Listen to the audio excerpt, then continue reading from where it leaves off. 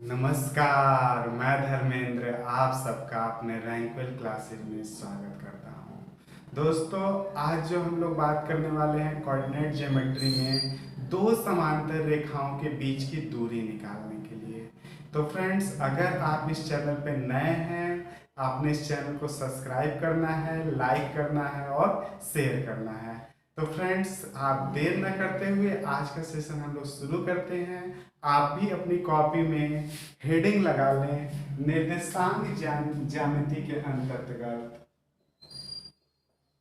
निर्देशांक ज्यामिति हम लोग को पढ़ना है, जिसके हम अंतर्गत हम लोग बात करेंगे दो समांतर रेखाओं के बीच की दूरी। दो समांतर रेखाओं के बीच की दूरी निकालना। दो समांतर रेखाओं के बीच की दूरी कैसे निकालते हैं, इसके बारे में आज हम लोग बात करेंगे। तो हेडिंग लगा ले आप सभी, distance between two parallel lines. Distance between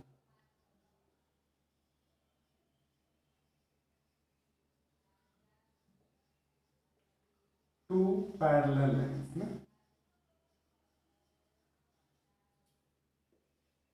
तो फ्रेंड्स, यहाँ पे बात करेंगे distance between two parallel lines, यानी कोई एक्सिस है आपका, एक्स एक्सिस जिसे हम कहते हैं, और वाई। अगर दो समांतर रेखाएं हैं, दो समांतर रेखाएं हैं, जैसे ये रेखा ए बी कर ले और सी डी, दो रेखाएं समांतर हैं, तो इनके बीच की दूरी अगर निकालना है, अगर इन मूल बिंदु से इन पे लंब डाल दें, तो ये पी कर लें और ये वाली दूरी आप क्यू कर लें। इसी को आगे बढ़ा दें तो ये, यानी OP और OQ। अगर आपको D निकालना है तो D कैसे निकालेंगे? Small d equal to OQ minus OP। बड़ी भुजा में से, बड़ी वाले लाइंस में से छोटी वाली भुजा देंगे तो क्या बचेगा? D। यानी OQ माइनस OP, यानी D निकालना है। तो सबसे पहले ये आपको जानकारी होनी चाहिए कि जब दो लाइन समांतर हैं तो उनके x के गुणांक और y के गुणांक क्या होते हैं? आपस में बराबर होते हैं। कह सकते हैं कि दो समांतर रेखाओं के बीच की दूरी निकालना है, तो आप लिख सकते हैं यहाँ पे दो समांतर रेखाओं में,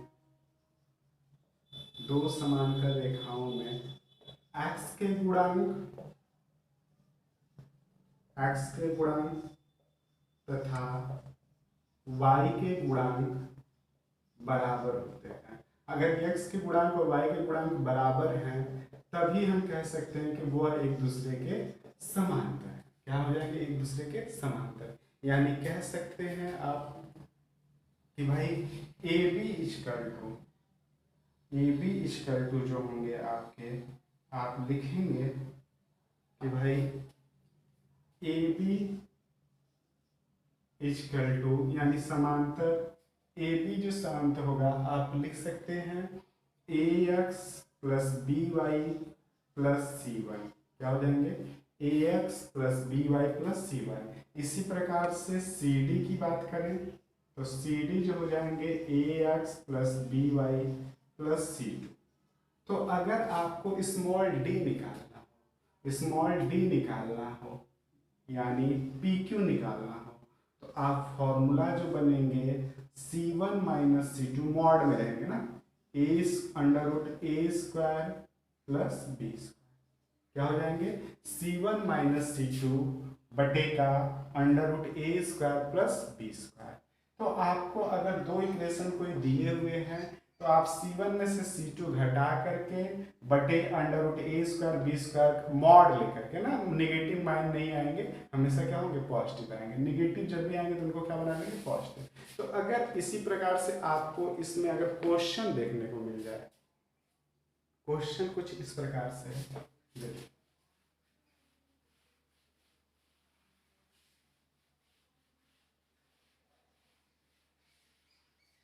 क्वेश्चन जो है आपसे लिख रहे हैं कि दो समांतर रेखाएं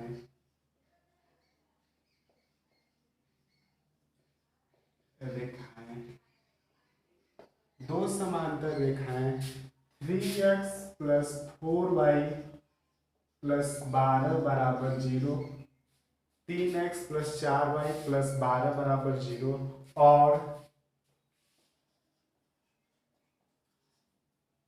3x प्लस 4y माइनस 13 बराबर 0, 13 बराबर 0 के बीच की दूरी ज्ञात करें,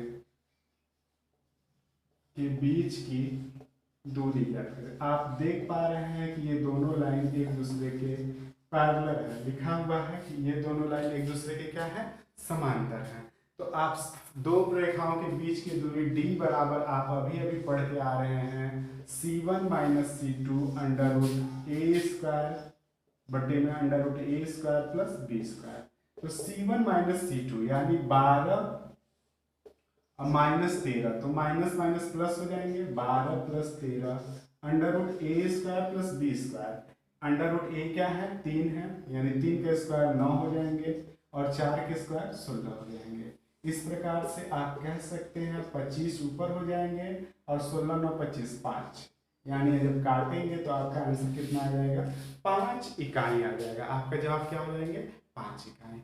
तो दोस्तों उम्मीद करते हैं कि दो समांतर रेखाओं के बीच की दूरी c1 माइनस c2 बटे का under root A square B square से आप किसी भी क्वेश्चन के आप दोनों रेखाओं के बीच की दूरी निकाल सकते हैं। नेक्स्ट हेडिंग लगाएंगे दो रेखाओं के मध्य कोण।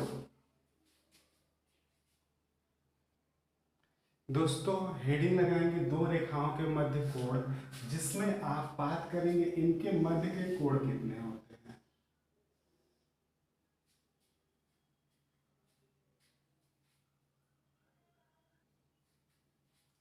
इसी प्रकार से यदि दो रेखाओं के समीकरण की बात करें, यदि दो रेखाओं के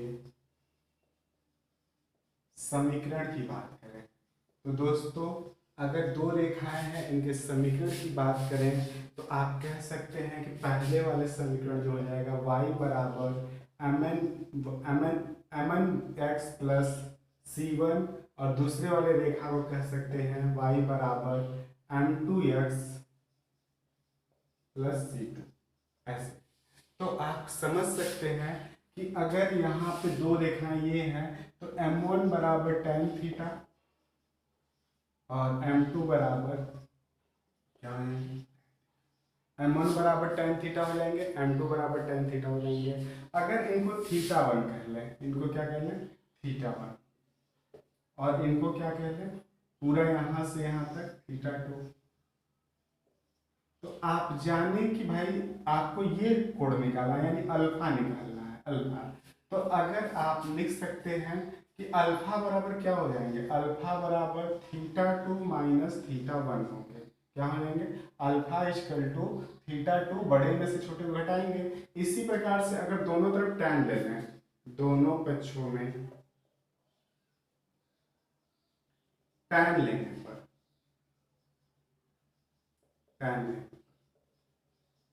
आप लिख सकते हैं कि अगर दोनों पक्षों में tan लिया जाए तो tan अल्फा बराबर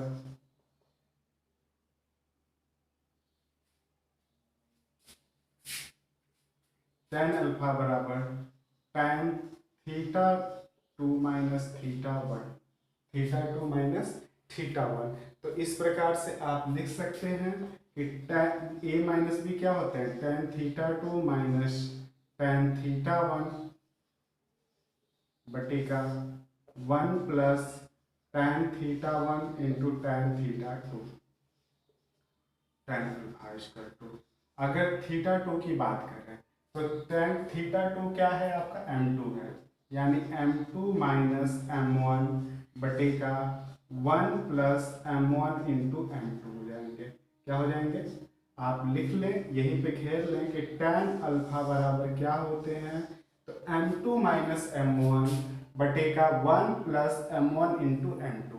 यानी दो रेखाओं के बीच जब कोण निकालना हो तो आप इसी फॉर्मूले का यूज करेंगे, tan अल्फा बराबर m2 माइनस m1 बटे का 1 प्लस m1 इंटू m2। इस पे क्वेश्चन कैसे देंगे देखिए, अगर क्वेश्चन की बात करें,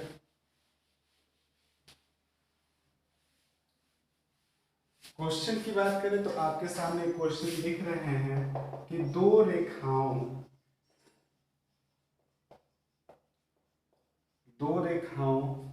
x माइनस 3y प्लस 13 बराबर 0 और एक रेखा और दिए हुए हैं x प्लस 2y माइनस 111 बराबर 0। x माइनस 3y प्लस 13 बराबर 0 और x प्लस 2y माइनस 111 बराबर 0 के बीच का कोण क्या होंगे, के बीच का कोण क्या होंगे। दोस्तों आप जानते हैं कि आपको जो चाहिए होता है m1 और m2, और उसको हम लोग कैसे निकालते हैं, y बराबर mx प्लस c से तुलना करने पर। तो आप अगर यहाँ से इसकी तुलना y बराबर mx प्लस c से करेंगे तो m1 बराबर जो पाएंगे y बराबर mx प्लस c जो हो जाएगा आपका, क्या हो जाएगा, 1/3 हो जाएंगे। क्या हो जाएंगे, 1/3। y बराबर mx प्लस c से तुलना कर लीजिए, और यहाँ पे जो आपके m2 हो जाएंगे वो क्या हो जाएंगे, आपके y बराबर माइनस 1/2 हो जाएंगे। क्या हो जाएंगे, m2 बराबर माइनस 1/2। तो आपको जो फॉर्मूला पढ़े हैं आप कि भाई tan alpha equal to m2 minus m1, tan alpha equal to m2 minus m1 बटे का 1 प्लस m1 इंटू m2। तो m2 क्या है दोस्तों, -1/2 माइनस 1/3 हो जाएंगे। इस प्रकार से 1 प्लस m1 जो हो जाएंगे 1/3 और यहाँ पे हो जाएंगे -1/2। इनको सॉल्व करेंगे दोस्तों तो -6 एलसीएम हो जाएंगे, -3 और -2 हो जाएंगे। इस प्रकार से यहाँ पे 6 हो जाएंगे, 6 में से गया 5/6, 5/6। तो दोस्तों आप देख पा रहे हैं क्या हो जाएंगे, -1/6 m2 माइनस m1 -1/2 -1/3, 3 दूनी का 6, 3 2 6 से 6 कट गए, -6, 6 में से जाएगा 5। तो यहाँ पे आपका आंसर निगेटिव में क्यों आ रहे हैं। तो दोस्तों आप यहाँ पे क्या कर लेंगे, -5/5 आ रहा है, 5 से 5 -1, अब माइनस मॉड लगा हुआ, ये वैल्यू किस में होती है, मॉड में होती है। फॉर्मूला क्या होता है, मॉड में। तो tan अल्फा बराबर आपके 1 हो जाएंगे, और tan अल्फा कितने का मान 1 होते हैं, तो 45 के। अतः आप कह सकते हैं कि अल्फा इक्वल टू 45 डिग्री। तो उम्मीद करते हैं दोस्तों कि ये आपका दो रेखाओं के बीच की दूरी और दो रेखाओं के बीच कोण निकालना आप भली भांति इस फॉर्मूले के माध्यम से कर लेंगे। इससे रिलेटेड मैं 2 क्वेश्चन आपको देते हैं और आप इस क्वेश्चन का आंसर कमेंट बॉक्स में जरूर दें। तो फ्रेंड्स आपके सामने ये 2 क्वेश्चन देखने को मिल रहे हैं, आप इनका जवाब कमेंट बॉक्स में जरूर देंगे। फिर इससे आगे की वीडियो हम लोग कल कंटिन्यू करेंगे। तब तक के लिए आप अपना ख्याल रखे रहिए, हंसते रहिए, मुस्कुराते रहिए। Bye bye and take care.